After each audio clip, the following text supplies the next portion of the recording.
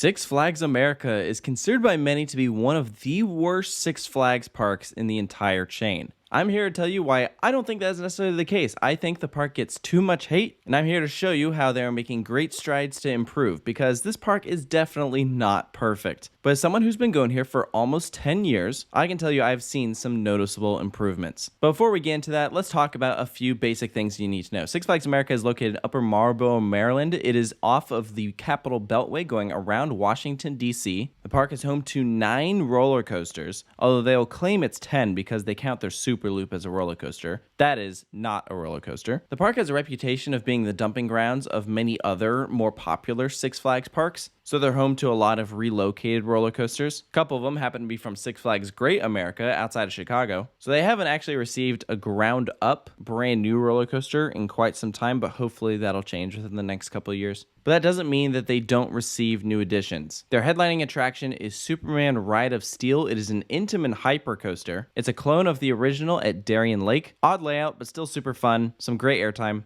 Batwing is one of only 2 operating Vekoma Flying Dutchmans. Joker's Jinx is one of only 4 Premier Ride Spaghetti Bowl coasters, and unlike the 2 Flight of Fears, this one does not include a mid-course brake run, so it's all the more extreme. They have one of the worst roller coasters ever built, Mindy Racer, which is a Vekoma SLC. Wild One, a classic wooden roller coaster, over 100 years old, really great ride. And Roar, a GCI that they really need to RMC already. Firebird used to be Apocalypse, which used to be Iron Wolf, which was the first ever B&M. Now it's a floorless coaster. So there's your basic breakdown of the major roller coasters. Other notable attractions include they have a small Intamin drop tower called Voodoo Drop. Not that great in my opinion, pretty underwhelming. Wonder Woman Lasso of Truth is a fairly new addition. That's a Sky Screamer. These are always awesome attractions. They also have a Larson Super Loop. Personally not a favorite of mine, but I know the public eat it up. And then lastly, we have Harley Quinn, which is the latest addition, and that is a Zamperla Discovery. These are awesome rides, definitely a much needed addition for Six Flags America. Now let's talk about what you can expect when you go here. And this is an odd thing to start off with, but I want to mention the parking lot real quick. Because this park doesn't get huge attendance, it's a fairly small, kind of intimate parking lot. Just several aisles that you can park in. It's really close to the front entrance.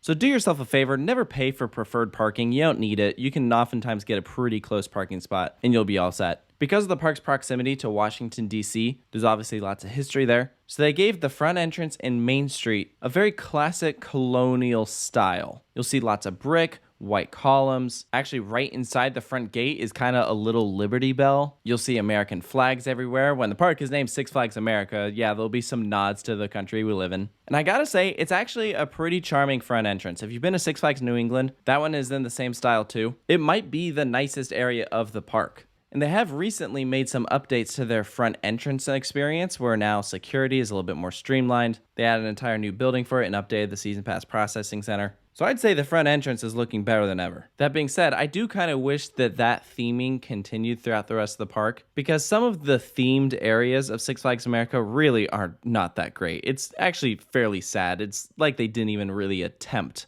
to theme it. The Gotham City section is probably the one that needed it the most. Very few things in it actually even remotely resemble Gotham City. I like to think of the names of the themed areas as just suggestions. It's implied. They did a decent job with their little Southwest area by Mindy Racer. There's a couple classic kind of Western style facades for a few of those buildings. The best themed area of Six Flags America is Mardi Gras. That's where you have Wild One and Raging Cajun. Used to be called Southwest Territory. That was an area that really needed an update, and it looks just a million times better now. So obviously some areas are done better than others, but I'd love to kind of see that same approach they did with retheming Mardi Gras and apply that to some other areas in the park. One area that I think could use it is their Whistle Stop Kids section. It just looks outdated. There's not too many rides there. It just feels kind of empty. This park actually sits on quite a bit of land. They have absolutely no shortage of space. They do not have to remove anything if they want to add new rides. And so what happens sometimes is it feels like there are just some gaps in the park where you're walking along and there's just nothing there. The biggest culprit of this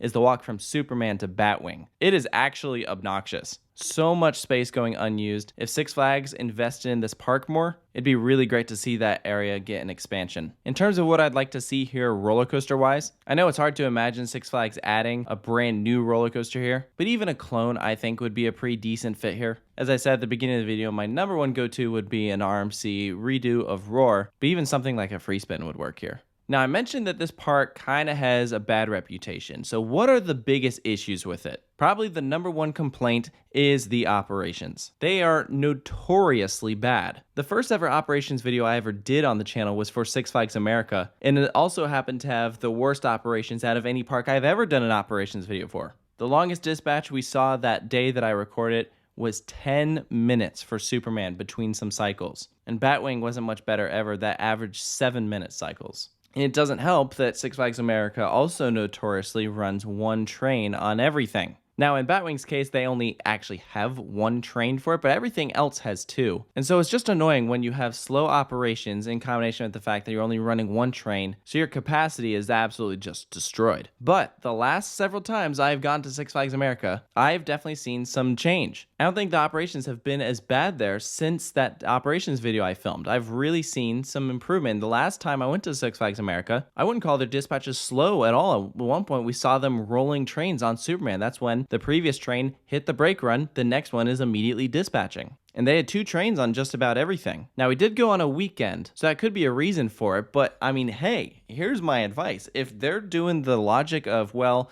we'll just do 2 train operations on weekends, then it might be in your benefit to go when this park is a bit busier, because then they might be running 2 trains. It makes for a much more pleasant experience. So in a way, this might be a park that actually thrives when it's a bit busier. As weird as it sounds, that's the case with a couple places. I mean, I much prefer boardwalk parks when they're busy because it's just a much more lively atmosphere. So that's something to consider. Now, another one of the reputations that Six Flags America has, and this one I never quite understood, and maybe it's because it was like this in the early 2000s or a time when I never actually went to Six Flags America, but it seemed like there was always that crowd of people that called Six Flags America sketchy, or that place is a dump. And let me make something perfectly clear. At no point in time have I ever felt unsafe going to Six Flags America. And I feel the need to establish that because I have had people message me asking if the park is safe. That's how you know your park doesn't have a great reputation, if people even question that. So what makes sense to me is that maybe at one point in time, the park was like that. But as you bring in new management, you start making changes, doing some updates, that starts to go away. Like I said at the beginning of the video, I mean, this is not an amazing park. They have some good rides. It's a fine place to go for a couple of hours. And if everything's going right, I really do think you could have a good time here. They got decent sized water parks, so you could really make a full day out of it if you decide to do that. And if lines aren't long, I mean, Superman is a great ride to marathon. A few more constructive criticisms I'll give before we end things out. I really do think that Six Flags needs to consider updating the bathrooms here. That is something that I think is still showing its age. They're just so outdated. Not that they're necessarily unclean, because actually I don't even feel like Six Flags America is a dirty park at all. I'm always seeing crews out and about cleaning, making sure there's not just trash lying around. I just think the bathrooms, like some areas in the park, could use a nice modern touch. Then the other department I'd really like to see some improvement with is food. And this is really just across the Six Flags chain. This is not anything specific to Six Flags America.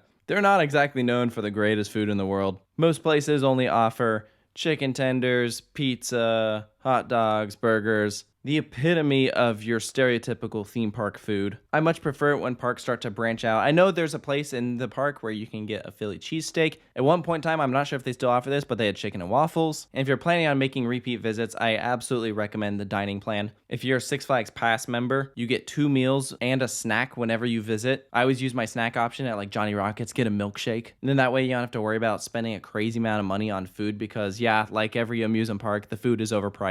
So that's just another tip, something to keep in mind. But I mean, in conclusion with Six Flags America, this isn't a park that I go back to a whole lot. I don't live too far away from it, so if I go like once a year, I'm normally pretty good. If you don't live anywhere close to this park, I mean, it's probably a place that, I mean, at the rate they're adding new roller coasters, not somewhere you might necessarily go back to a whole lot. And I get that. If you are looking for a reason to go a couple times a year, though, I do got to shout out their Holiday in the Park event. I actually think it's a really nice Christmas lights display. I actually preferred it over Hershey Park's Christmas event. Everything looked great, and they had a good amount of rides open. So I do think they do a great job there. I wish Six Flags Corporate would give this park a little bit more attention. It's a shame that this this park doesn't see more investment considering it's so close to Washington, D.C. I think just because there's so much stiff competition with Kings Dominion, Hershey Park, Busch Gardens, Williamsburg, Six Flags Great Adventure not being that far away from here, Six Flags America just kind of gets overshadowed, which is why it's often seen as the runt of the litter of the Six Flags chain. But let me tell you, as someone that has been to most Six Flags parks in the company, I can definitely name a couple parks that I would put below Six Flags America. So all that being said, I'd love to hear your thoughts on this park. If you've been here, if you agree with the things I've said, and if you disagree, let me know why. And of course, if you're new to the channel, I'd love if you could hit subscribe. We do theme park related reviews